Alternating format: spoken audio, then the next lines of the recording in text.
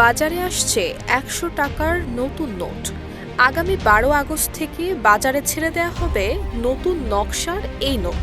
প্রথম দিকে বাংলাদেশ ব্যাংকের মতিঝিল কার্যালয় থেকে এই নোট ছাড়া হলেও পরে ধীরে ধীরে অন্যান্য শাখায় পৌঁছে যাবে।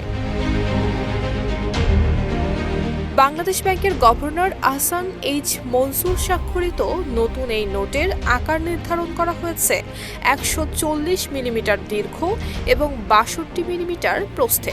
এটি ১০০% সুতি কাগজে মুদ্রিত এবং এতে জলছাপ হিসেবে থাকবে রয়্যাল বেঙ্গল টাইগারের মুখ। নোটটির প্রধান রং হবে আধিক্য নীল।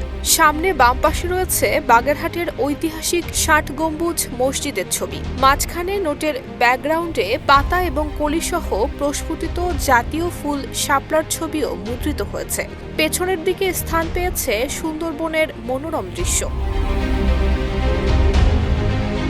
নতুন এই নোটে মোট ১০ ধরনের নিরাপত্তা বৈশিষ্ট্য সংযোজন করা হয়েছে। নোটের সামনে বাম পাশে একটি ৪ মিলিমিটার চওড়া লাল এবং রূপালী রঙের নিরাপত্তা সুতা রয়েছে, যেখানে বাংলাদেশ ব্যাংকের মনোগ্রাম এবং ১০০ টাকা লেখা খচিত থাকবে। নোটটি নাড়ালে এই সুতার রং লাল থেকে সবুজে রূপান্তরিত হবে। দৃষ্টি প্রতিবন্ধীদের জন্য এই নোটের সামনের ডান পাশে ৩টি ছোট বৃত্ত রয়েছে, যা হাতের স্পর্শে অসমতল অনুভূত হবে। এছাড়া গভর্নরের স্বাক্ষরের ডান পাশে অদৃশ্য ১০০ লেখা আছে, যা কেবল আলোতে ধরলেই দেখা যাবে।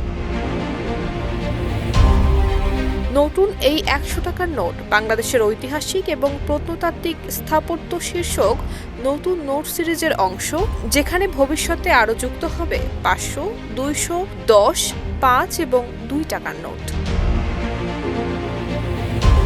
নুসরাত জাহান মেহেক, ঢাকা পোস্ট।